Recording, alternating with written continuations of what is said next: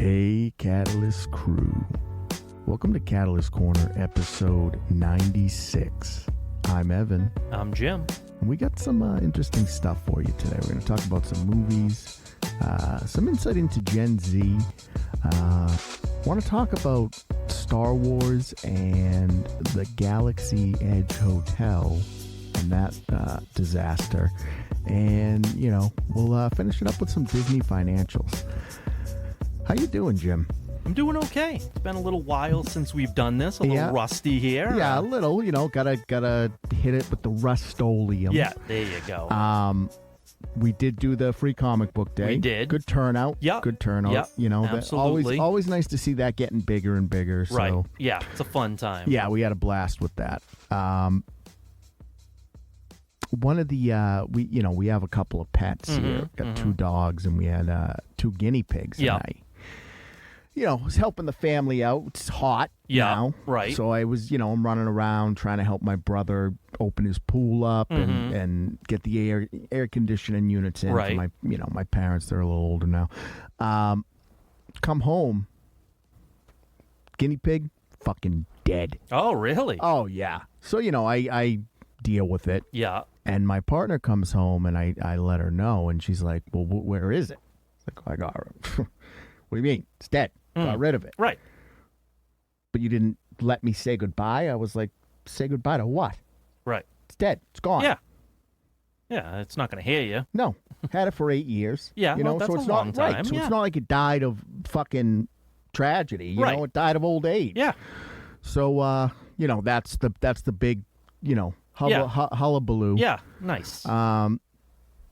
Found out the other day we're actually not going to be at Fan Expo this year. Yeah, that's disappointing news. Due to a clerical error on Fan Expo's part. So not thrilled about that. No, it's a shame, but, it's all part of the game. Yeah, we got plenty of more cons throughout the rest of the year. So. Oh, yeah. I mean, July, we'll be at Monster Expo. Yep. We'll be at Wicked Con in August. We'll be at Granite Con in September. And we'll be at Northeast Con in November. So we still got, four left for the year, which is good. Yeah, absolutely.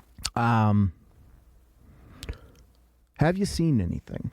No, it's been a little while. Yeah, so I haven't seen a lot. I haven't watched a lot of movies. Okay. But we had talked a while back about a movie, and ever since we talked about it, it's been on my brain. Okay. And I'm like, you know what? I want to sit down and watch it again. It's been a little while. Yeah. And I wanted to sit down and watch it. So if I say to you, Kevin Costner, and I say to you, Alan Rickman, oh boy, and I say to you, Morgan Freeman, I'm gonna say to you, da da da da da da da da da da da. I fucking love. I love it. I do too. But like not because it's a great action movie or anything like that. It is just early 90s camp at its finest. Yes. At its finest. Yeah. But, again, anybody that doesn't know, I'm talking about Robin Hood, Prince of Thieves. Robin Hood, Prince of Thieves. And so good. It is such a good movie. I just love everything about this movie. For the first 5 minutes, you get Brian Barnstead as Father Loxley. Yeah. I mean, just everything. I love the Bryan Adams song in the movie. I know. I just love it all. It just all hits so well. And one of my favorite, there are just so many moments. The fact that at the very beginning, Costner tries to do an English accent, can't do it. Yeah. So that just shit abandons it. Just abandons it. Just it's just gone at that point. The hairdos are incredible. Oh. Just early 90s, it's like coming right out of the 80s. Flowing Everything's hair-sprayed up. Alan Rickman is just hamming it up like a lunatic. Just completely over the top. And, you think about coming off of Die Hard, right? You know what I mean? And it's like, can he, is that going to be a pigeonhole for him, right? You know what I mean? Because at the time, that was his first role, right? So you don't know. Right, and a later-in-life actor, so you don't know. Right, and then all of a sudden, he hits you with this one, and I'm God, like, out of nowhere. Oh. And then, and Morgan Freeman is Morgan Freeman. Yeah, there's that scene at the end where he's, standing on the castle. He's like, I'm not one of you. Yeah. It's just everything about this movie I love. Slater. Christian Slater. I mean, it's got it all. That's one of my top. Yeah. That's one of my top. Like that's one of those ones I can go back and watch and just, they break the fourth wall at the end. Yeah. And it's like, and you got Connery at the end. Oh, I know he's King Richard. Oh, it's just, like I said, when we had discussed it a while back, I'm like, you know what? It's been a while. Yeah. I really want to watch it. It's so good. And then you think about it, it's like, oh, it's been a little while. I'm not going to be disappointed, right? Like, it's as good as I think it is. And I'm like, oh, no, it's better than I thought it was. That's the thing is, it's one of those every now and then you'll go back to something and you'll be like, oh, I don't know about this, right? Yeah. But there are just some, speaking of going back, because of you, rewatched Toxic Avenger. There you go, right? I know they're going to make a new one. Yeah.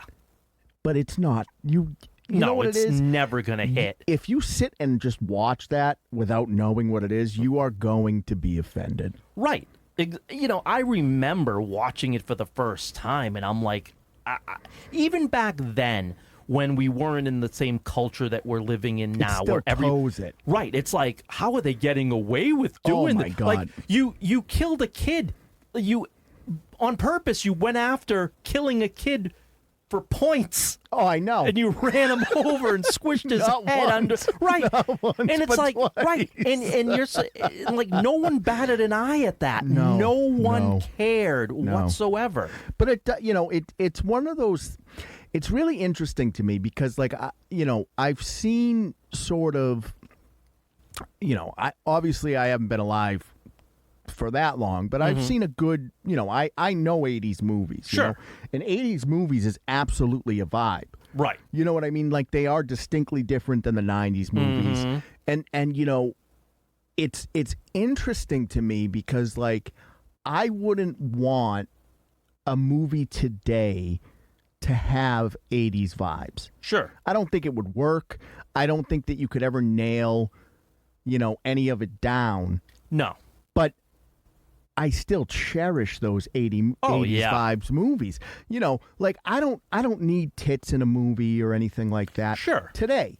Right. But in an 80s flick, it's almost like they're doing it and I go, there it is. Right. You know what I'm saying? Right. Because it was almost a thing where you almost expected, wait for it. It's going to come at some point, and then it does. There it is. Yeah, right. Any horror flick, right. Most action flicks, you're going to see some skin. Yeah, exactly. And the thing is that it's not me just being, a perv saying I want to see boobs. It's just this thing, from the 80s that everything was excess, right? Right. Everything was, there was cocaine and partying and money and everything was in excess. So, of course you were going to see boobs. And the thing is, it was gratuitous to the fact that most of the time it didn't need to be there and it didn't actually lend to the story, but sometimes it did. But it's almost gratuitous in the way the violence is gratuitous. Right. It's almost cartoonish. Yeah, it was 80s excess. I mean, when you lived in the 80s, there was excess and you lived that and you can capture the aesthetics of things in modern day, but you could the vibe, the feel, you'd never be able to make it feel like it came out of the 80s. No, I totally agree. And I mean, you can say Wolf of Wall Street tried, and sure they got it, but there's not that, grit and sort of it had the vibe, but it just maybe not the spirit. I don't know. Right. It's just there's something about 80s movies. Yeah. And early 90s and even mid to late 90s too, right? Sure. When I think of mid to late 90s, it's 80s movies is just excess. Everything is in excess. When I think of 90s movies, you almost have that cheesy romance sort of thing. Yeah. You know what I mean? Nobody has any problems. And, you know, it's all fairy tale romances and things of that nature. And, obviously, as we've kind of gotten into the 2000s, 2010s, 2020s, you don't see that as much anymore. No. Even in horror films, again, in B horror films, it's a little different. Sure. But in mainstream horror or mainstream action films. It's not about, the excess becomes either the violence or explosions or, the gore. Yeah. But, the difference is now is that you're concerned about who you're offending. And back then, if really you were looking to offend everybody. Sure. You know what I mean? Like nothing was off limits. You weren't making sure that certain groups weren't offended. You put something out and either people liked it or they didn't, but you weren't going to be apologetic for the movie that you made. And now there are examples of that in modern day. I mean, you have Tropic Thunder. Oh no. Well, yeah, but when did that come out? Like that was in like the 90s? No, Tropic Thunder was like either 2009, 2010. Was it that? Yeah. Yeah. I mean, you have RDJ in blackface. but even that was before really this movement. Right. You know what I mean? Like, yeah, I agree.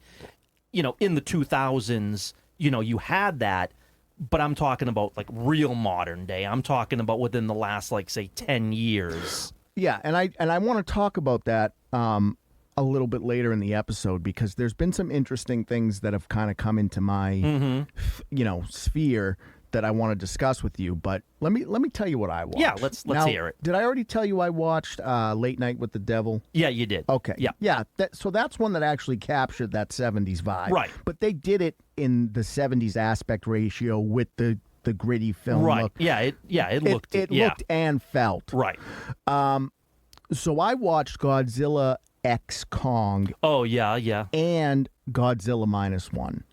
And how so did I got both of them in because I wanted to get both flavors. So you got the Japanese and the Americanized versions. So the Japanese movie is fantastic. Yeah, which everybody says. It's probably the best Godzilla movie I've ever seen, hands down. Sure. Just because it focuses so much on the human element of it, right? Godzilla X Kong. I understand what it is. Sure. It is a popcorn flick. And for the most part, I'm okay with it. The only place it loses me, they can do whatever they want with King Kong because he's a monkey and he talks to the girl. So, I would expect him to have some, human elements. Sure. Right. Godzilla should have no human elements. No. Godzilla is a fucking reptile. Right. There should be zero human. He fucking body slams King Kong in this. I was furious. I was he was watching Monday Night Raw. Right, but how the fuck? He's a fucking lizard. How's he going to body slam? Yeah, that's a little and bizarre. And what bothers me, I think, about it is, it's the Godzilla from these legendary Godzilla films. Right. And in the first one they put out, he was a scary lizard. Mm-hmm. So how did we get here? That's the only thing is they've made it now where these are kind of like mascots almost. You know what I mean? What's funny is I didn't need the human element at all. Right. I don't care about any of your story. I just want to see these giant apes fight each other and stuff. Yeah, let's just destroy cities and things like that. I just want to see the boxing match. Right. And my partner liked both of them, but I think really favored Godzilla X Kong, which is fine. I thought it was really long. Was it? Yeah, it was over 2. Oh, yeah. And it's all, 90% of it is CGI. Yeah. Which is a lot. I know, but that's a lot. Oh, yeah. You know what I mean? Definitely. And it was what it was. Yeah. Kind of felt video gamey. Yeah. The only thing, and it did okay. Yeah. The only thing I'm happy for is these things are having success to keep going.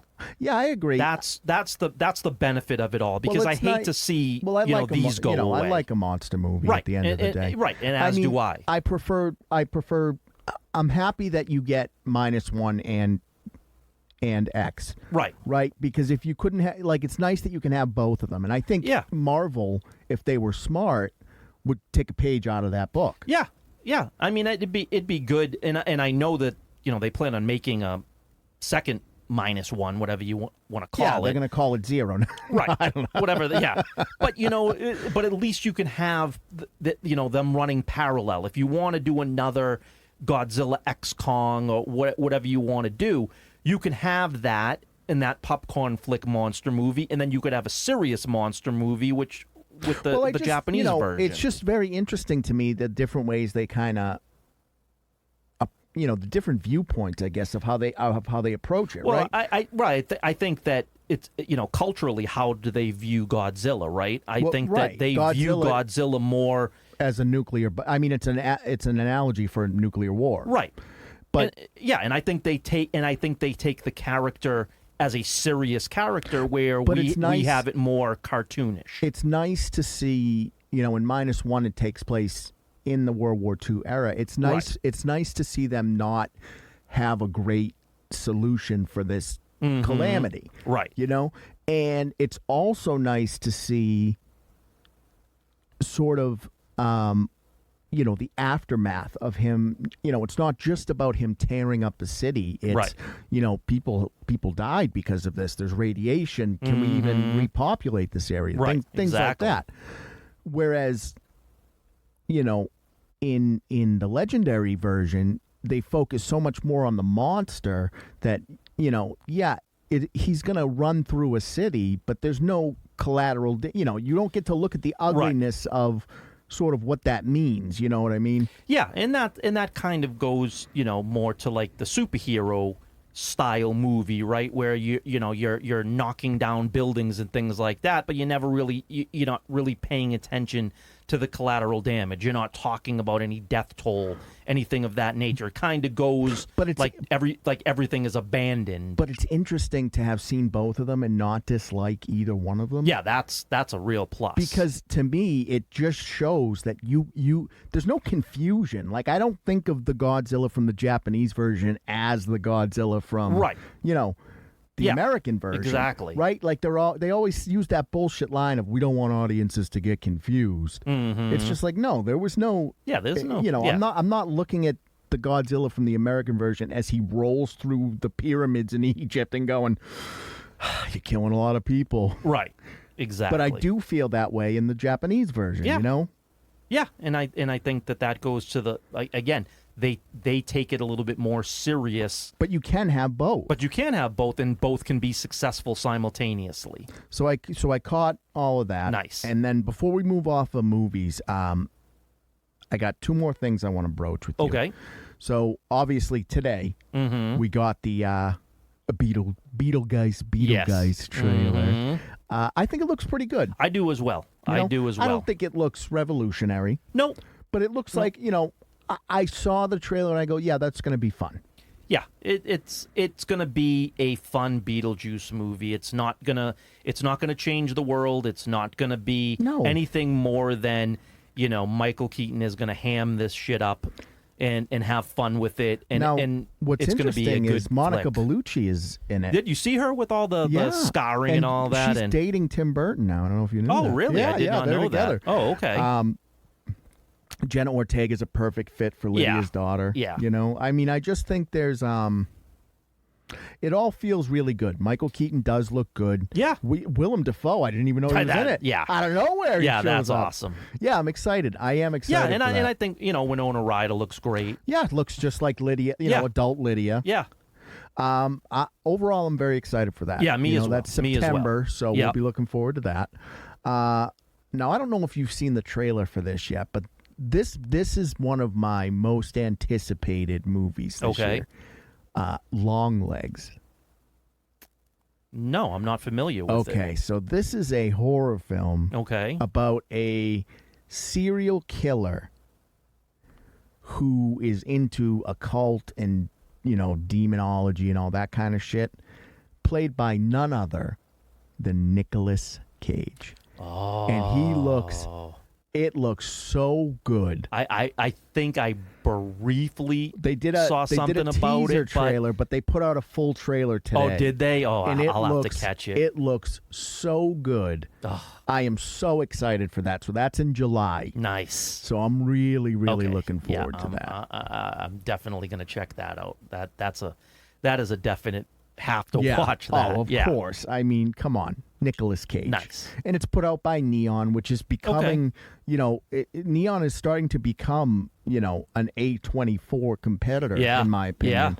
Yeah. They're releasing a lot of good films. Yeah. And hey, if we can get those two to be the, competing, not only competing against each other, but like leading the industry and the stuff that they're putting out. What a step in the right direction. Then that's going to bring entertainment back. So, there's some good stuff. There's some good stuff on the horizon. Yeah, there is. I'm looking forward to a lot, and for sure. Even to be able to see, both Godzillas and have both of them be decent. Like, I know we were talking about things being in a little trouble, but and it's it the ebb and is, flow but of the industry. there is still going to be some things that come out that are still going to be worth watching. Well, I think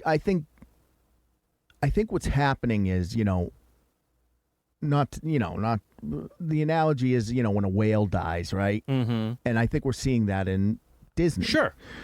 I think these other bigger companies are, got the memo, saw what they were doing and have pivoted, but it feels like, it's almost shocking to see a giant like that sort of die. Yeah. But if we're getting A24s and we're getting Neons and companies like this emerging because of it. Yeah, I think Disney is going to be the last one to change. I think that they're going to be, not maybe even on the verge of bankruptcy to the point where they finally wake up, because they have no intentions of making any changes, but everybody else is starting that turn. Everybody has for the most part started to reread the room. I just think what I think is interesting is, you have shows, right? Like Has Been Hotel. Yeah. That is, I mean, as far as LGBTQIA plus goes, that's the show. Right. And it is doing incredibly well. Mm-hmm. And nobody has any issues with it. Nope. And it's like, the argument is not that you can't have these things, because clearly, and I've seen it, it's fine. Sure. I'm not huge into the music or whatever, but I think for an adult cartoon, it has some potential. Yeah. But this leads me to my point, right? Yeah. So with that being said, sure. Would you agree that Gen Z is probably the more of the progressive generation, except more of the acceptance and wanting of LGBTQ, I would say Gen representation. Gen Z's probably more accommodating than. I mean, I think that's just how it works, though, right? Yeah. Is that every generation is a little more. No, but I'm saying in general. Sure, right? I would say they're a little more open. And would you agree that Boomers and Gen X probably the least? Out of all the generations. Yeah, I would say if I would again, say and I'm not saying there's none of each. Right, I'm there's saying heroes that and villains in every I'm saying every that generation. if we look at, I think it's harder for Boomers and Gen X to wrap their head around it. I think. So a poll came out. They did a study. Yeah. And basically, what the study told us was that Gen Z said, we don't watch Disney Plus. Right. We don't watch Marvel, DC, Star Wars. Those are our dad shows. Right. We don't care about any of that. No. We have zero interest. They like Has Been Hotel. Right. So we've been talking now for years, and we've been seeing for 5, 6, 7, 10 years flop after flop after flop. Right. And we've been saying this for a long time now. All we keep hearing from the studios is, you're not the target audience we're looking for. We're really looking for the Gen Z audience. Well, then you need to make new IPs, because at the end of the day, either give me the nostalgia hit with my IPs, or don't make them. Right. So it's the same thing that happened with Budweiser. Right. Yeah. So you're making Star Wars. Right. You're not appealing to the Gen X crowd, and you're not appealing to the Gen Z crowd. You're never going to appeal to the Gen Z crowd. You're never going to appeal. But to them. But that's the audience you keep on saying is going to be the audience that you're putting these programs out for. Right. And they're telling you, well, don't, because we have zero interest in that IP. Listen, I as well as you are on TikTok. Mm-hmm. Half of my feed right now is Has Been Hotel. Sure. Whether it's cosplay or clips or things of that nature. Yeah. And, that's a great success story. I mean, it was started on because YouTube. It's their IP. It's their generation right, but the IP. thing is, right, that it's very, it's very gay at the end of but it's not.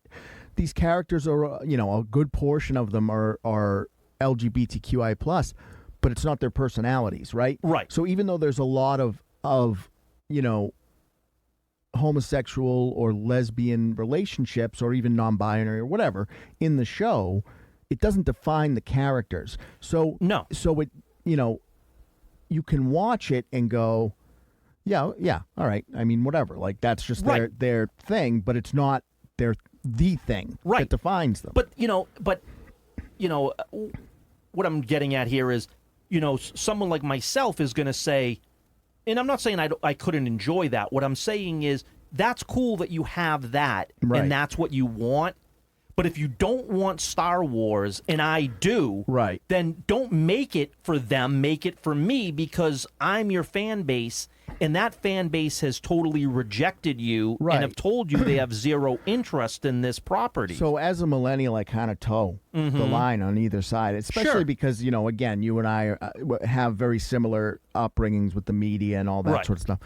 But to me, I can enjoy Has-Been Hotel. Sure. Right? I can. No problem. Right.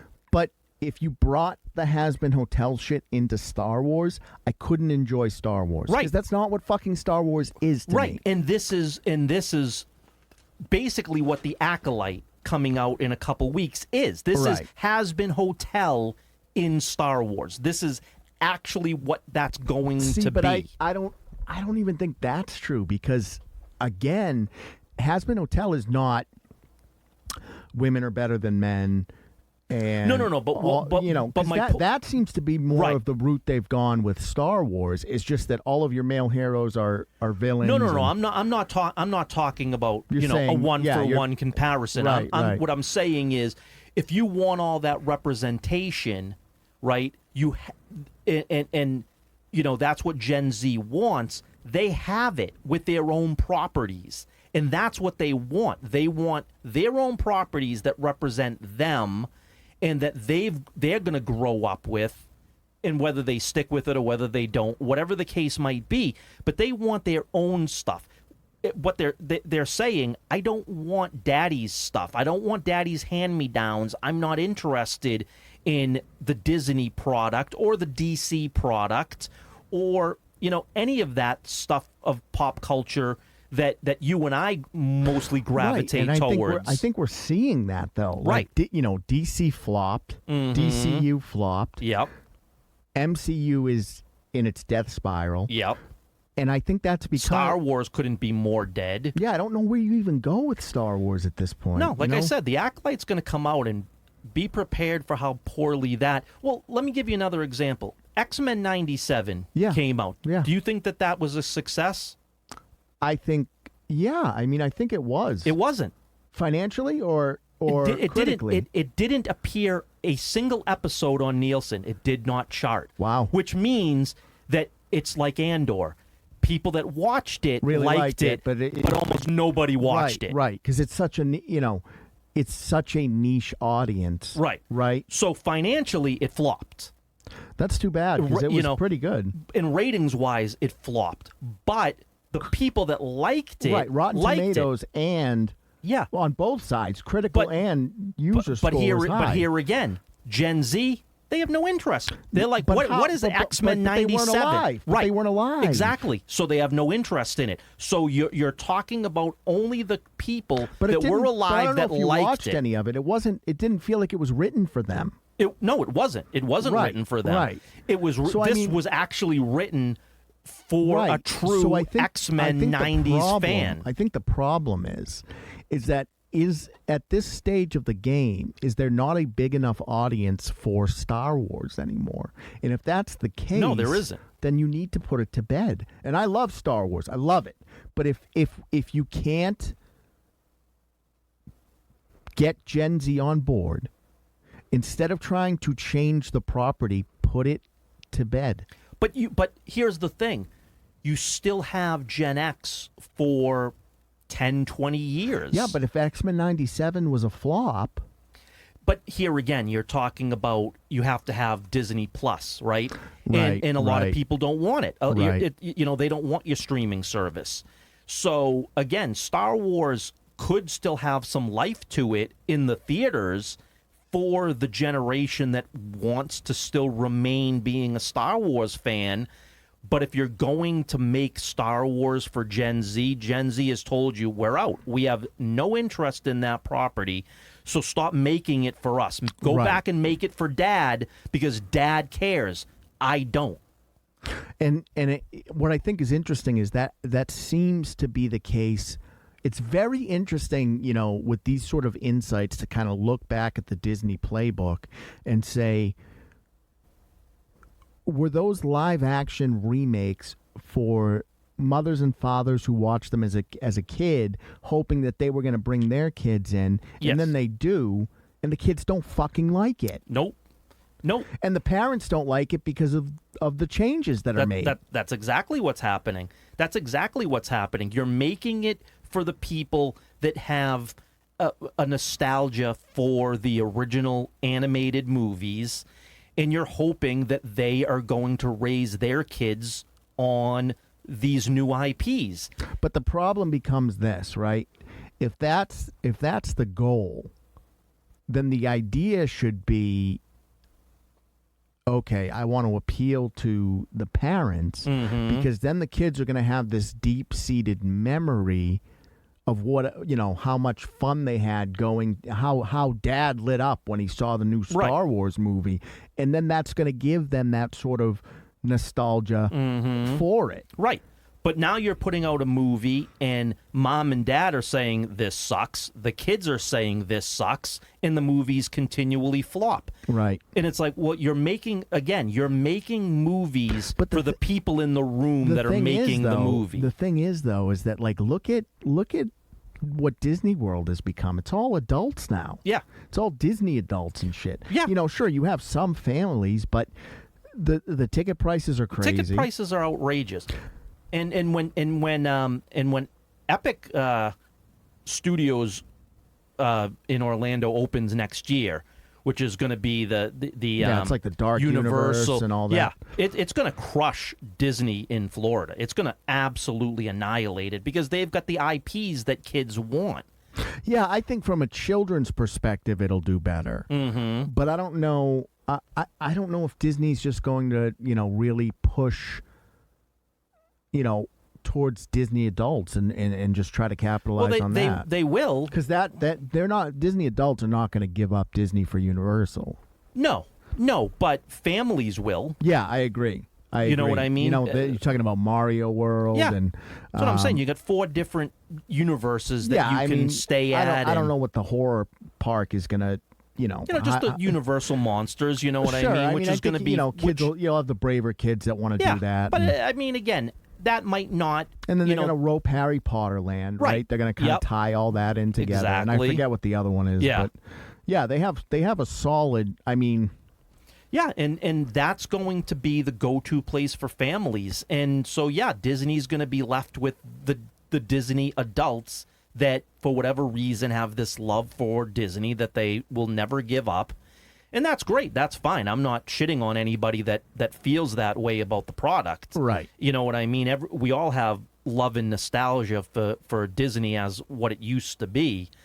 But, the sad truth of it all is that, and again, we've been saying it for many years now, is the mythical audience that you've been trying to capture isn't there, and we've been saying it, and now the audience has actually come forward and say, yeah, we're not there. Don't wait for us. We're not coming. Right. And I just don't know how you pull out of a nosedive like this at this point. Yeah, you're. Well, I mean, again, what you're going to do is what Warner Brothers just did. You're going to drop Velma season 2, and you're not even going to let anybody know. And then it's going to be on for a week or a month, and then you're going to pull it and say, we're done with that shit. we're moving on. We're this isn't the product that we're looking for anymore. We were contractually obligated to release it. We did. We're not making those same mistakes going forward. And the thing is that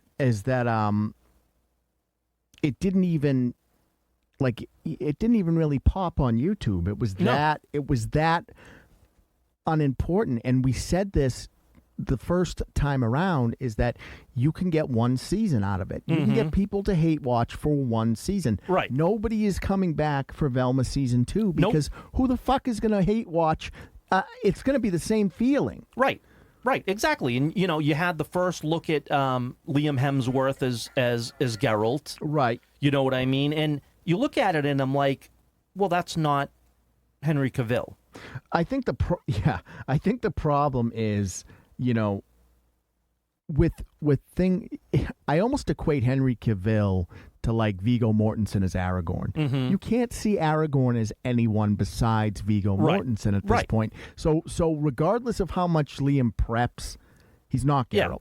He's not. And the thing is, you're not going to get hate watching on that. You're going to get a very small audience to watch it. It's going to be season 4 will be worse than season 3 was. And it's, and they've already canceled it. It's not going to go to 7 seasons anymore. 5 maybe, depending on how 4 does. Right. And the thing of it is I think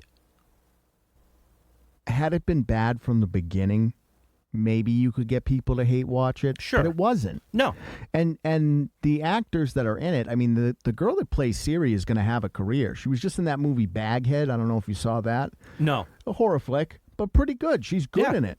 And what's her name? Yennefer is now in the DCU. Right. So it's not like she's fine. Right. And Cavill landed on his feet, obviously. He'll be fine. It's not like, this is a career killer for anybody on the front side of the screen. Right. I think if I'm a suit, if I'm a corpo, I don't think I'm hiring that showrunner ever again. No, but this is my point. I mean, this is what I think is happening from every studio minus Disney, is that they're course correcting, and I'm not saying they're going to abandon the message and the ideology and all of that. There's still going to be forms of representation because Hollywood can't help themselves.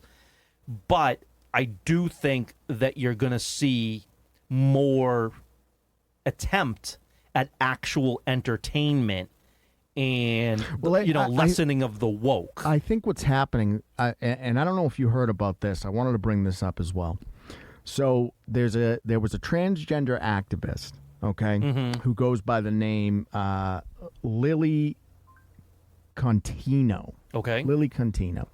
And she went to Disneyland and filmed herself holding cake pops and a marshmallow and was basically talking about getting gender reassignment surgery in Disneyland. Right? Okay. And people are very upset about this because, maybe not the best place to be talking about. You're sitting down, there are kids all around you, and you're talking about this stuff. So, people are kind of coming at her and saying, like, this was the wrong move. It was very insensitive. And her response has been, you're transphobic. The typical thing. But what we're seeing is the LGBTQ community is stepping in now and going, you're fucking wrong. Okay? We all have the right to exist. Right. But the thing is, right, I wouldn't go to Disneyland and go, oh, man, I had a huge boner the other day. Right. Right? Yeah. So what I think is really interesting about this is that it seems like, and I may get some heat from this, it seems like a lot of this, vocal minority are white men that have transitioned to women. So it's just like, that is pretty much what it is. Right. So you're coming from a place of privilege and going to a place of privilege. So like, where the fuck is your struggle? Yeah. You know, No. it's not RuPaul who fucking paved the way. Right. You know what I mean? No, It's- you're just trying. You're just you went trying from to make being a spectacle of You yourself. went from being a white male to a trans white female. Right. So what struggle have you had? Yeah, and even if you were black or Asian or whatever, I mean, again, I'm just saying, I don't know what struggle. I'm just saying from my perspective, Mm-hmm. right? Being a white male is a privilege. It is to an extent. And I think that, and a lot of them are upper middle class. So coming from a place where you can afford a $30,000 surgery, and then to say to people that because they don't want you talking about you getting your cake pops chopped off, that they're transphobic. Right, but that's the playbook, right? And I think that again, the Here's the thing. majority. When we went to Arisia, I had a conversation with a trans man about how he had his tits lopped off, whatever they call it, right? And I was fine having that conversation. This is a woman who transitioned to a man. Okay. I was fine having that conversation because there weren't any kids around. Sure. Now, if there were kids around, I would have the tact, and you know me, I have no filter. Right. But it's not my it's not my place to say, even with the swearing, I try to swear less in front of kids, just Sure, because yeah. It's a respect thing for the Right. parents. Right. Exactly. But I don't know. It just seems like, those type of people that are doing it either for rage bait or coming from a place of entitlement are starting to get the rest of the community to turn around and go, we don't want you here anymore. Well, the thing is, how if you're constantly trying to get into these type of confrontations, how does that lead to acceptance? Because if you're trying to get people to accept you, acting like a complete asshole is not the way to go about doing it. And take it even a step further. I mean, if all you look for is conflict, then that's all you're going to find. Right, exactly. And there are plenty of people that are willing to give you conflict, but there are also more people that are willing to accept and to live your life, whatever. But just live your life like a regular person. Don't be a fucking spectacle every second of your life. Right. Just be a person. I think as time goes on and we kind of get more of these, sort of media clips of, a has-been hotel or a Fallout where you have a great female character or Last of Us. Things where it's just natural. Right. I think that acceptance and normalization is going to become much easier. Sure it will. And I think what you're going to see is the way that Disney goes about it is very similar to, these type of this influencer where look at it, and if you don't like it, then you're an ism. Right, exactly. And that playbook, and we've said this a million times, is done. It doesn't work anymore. But it's nice to see the LGBTQIA plus community, For sure. Because turning and saying, you're not one of us. Right, stop representing us in that negative way. Right. That's not the way we feel as a community. And good for Gen Z to, say, we don't want Star Wars. Right. Yeah, exactly. Now it's up to the corpos to take that information and say, now in a perfect we've world, got to fix something. In a perfect world, you would have nostalgia Star Wars and has-been hotel. Right. They both can exist. They're both good. And right. And you watch what you like. Right. And both can be successful or not, depending on the writing. Right. But both can exist in the same world, and everybody can be happy getting what they want.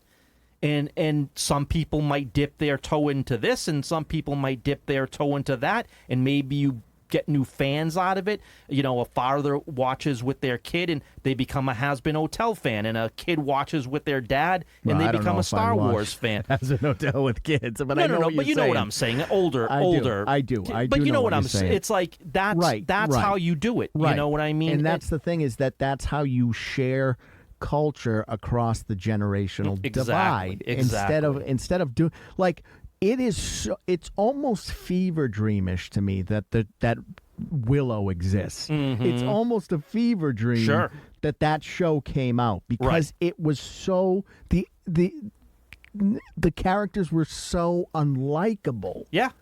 Right. And and again, you're about to see, the second biggest flop ever, Rings of Power 2, only to be outdone by Rings of Power 1. Right. And what I think is so crazy about it is there's such a small fan base for Rings of Power, and I get you spent all the money to get the rights, but like, yeah, but you know what's crazy though? The movie announcement from Peter Jackson. People are so hyped up about that. Right. So it's not the IP that people don't want and that don't care about. No. It's your product that you made that sucks. Here's the thing. Do I think they have the ability to turn it around? Sure. I think they could. I saw the trailer. I think Sauron looks good in this, if they're going to do Sauron the Deceiver and all that sort of stuff. Sure, that could be interesting, but you need to change Galadriel's personality first and foremost. And second of all, I think Elrond looks less like a penis in this one, where he looked like a penis incarnate in the last one, with that stupid fucking haircut. Yep. But at the end of the day, if the characters are it's not even the plot or the events that were going on. It was the characters and the way that they dealt with the situation that really ruined season 1. Right. But going back to something like Ahsoka, right? It's not that people don't love Ahsoka. It's people don't love your Ahsoka and the way you wrote Ahsoka and that horrible, pitiful show that you put on. But if you watch Clone Wars, people love Ahsoka. So again, it's not that people don't love the characters or the IPs. It's what you've done to bastardize them. That your poor writing, that you have to make it. Yeah, but it was your more, ideology. I think with Ahsoka, it was more so that they leaned so heavily on Sabine. Well, I mean, there was a multitude of problems, but my point being is, it's not that the people don't care about these characters anymore. They do. Right, The reason why these shows are flopping is because of the care of the characters and what you're doing to them. But if you treated them with the respect that they deserve, people will get on board. But again, not Gen Z, because Gen Z is out. Right, that ship has sailed. Right. And I don't know that Disney is the place for Gen Z. It isn't. To be honest it's with not. you. It's not. And in all fairness, I wish it wasn't the place for us either. No. I don't like that they have our properties. No, I don't like it at all, because they refuse to, turn in the direction that that everybody else is turning, and they're going to. It's going to be years of the same failures. Again, don't give me the Deadpool and Wolverine movie coming out, and if it does well, that everything is. It doesn't matter. No, it doesn't matter, because they're not excited. The suits aren't excited that this movie is coming out. No, they aren't, and. Again, it's one movie, right. So it's not gonna. Right, it's not an gonna outlier. Right, it's an outlier. It's not changing anything else coming after it.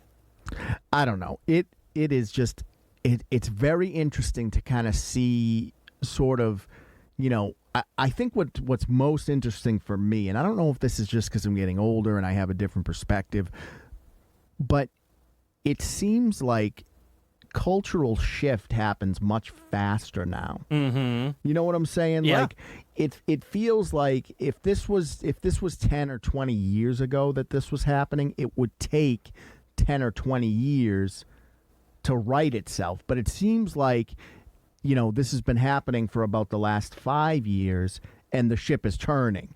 So I don't know if things are just because the internet is, Well, I think that's it. I think that there's a couple of things. I think that, people are more informed, Right. and there's less money to be made, or had from the consumer, right? We don't have as much money as we used to. Right.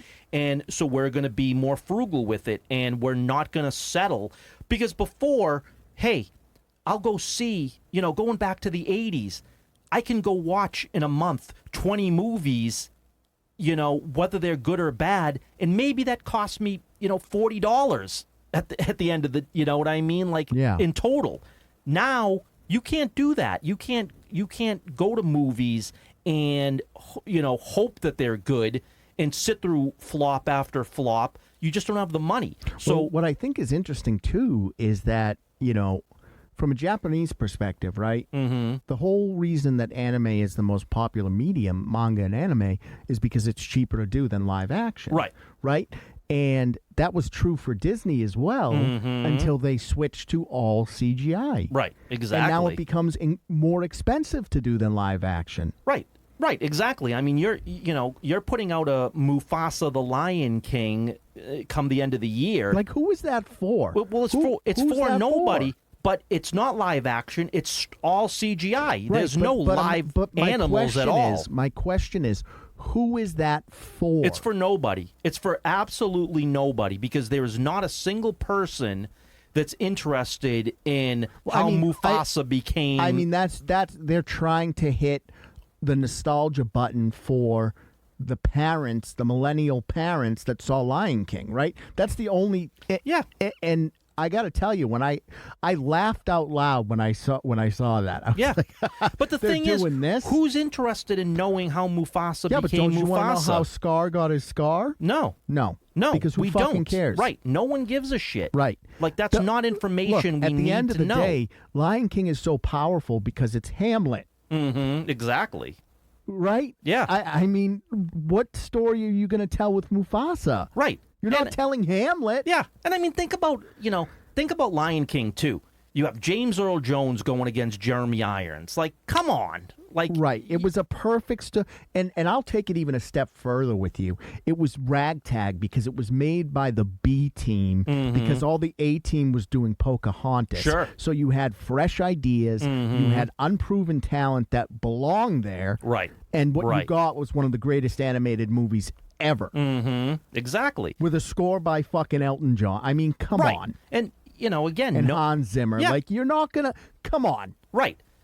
And now you're stealing some of the Hans Zimmer music, but you're going to have... I don't know who the hell's doing the score on this, but it doesn't matter. It's just... You're telling a story for nobody. Right. And that's the thing is there's no call for a Lion King cinematic universe. No, there is not. And so, again, if and when it flops, here again is... But the other half of that is... We're telling you no one wants it. Even Lion King 2, right? Which is not bad. Sure, it's okay. Was a straight to VHS. Right, because that's all the part twos used to be that way. Right, because they were never as good as the first one. Some of them were passable. Aladdin has a good run. Right, I was going to say Aladdin wasn't bad. But they're all straight to VHS. Yeah. You know what I mean? Yeah, I mean you got the Beauty and the Beast Christmas one. Right, these are all decent movies. But they're VHS direct to VHS. But they were never gonna be big in the theaters, and they knew that. And they were animated. They weren't CGI. Exactly. CGI. I know a lot of I don't know what our listeners' expertise is, but drawing animation, even on the computer, is much different. It requires much different resources than rendering 3D models. Sure. Rendering 3D models is so computer resource heavy. Mm-hmm. Right. That it takes hundreds of hours and thousands and hundreds of thousands of dollars worth of equipment to do, as opposed to drawing, which does not require that sort of computing power. No. Even if you're not drawing it and you're making the computer do all the heavy lifting, it's different than rendering a 3D model. Absolutely, it is. So I don't know. That is wild to me. Do you have anything else before we put this one to bed? No, I'm good. I'm good. All right, so we'll put this one to bed. Jim, as always. Yeah. What do you got going on for us? Just putting out the artwork. Check out the socials. Check out the TikTok because you get the video version. Yeah, I saw the Charlie and the Chocolate Factory. The Willy Wonka one popped up. I liked it. I'm just trying to do something a little bit different there. Than the normal of just. But again, every week you're gonna get something new. So, or sometimes even twice a week. So check out the socials. All right, guys. So that's episode 96 of The Corner. You know where we're at. CatalystCrafting.com is the main website. Catalyst Creations NH is the Etsy store. Apparently, we won't be in Boston. Yeah, I guess not. In June. But, we'll figure something out. Maybe we'll do something. But what do you guys think? I mean, have you seen any of the Godzilla films?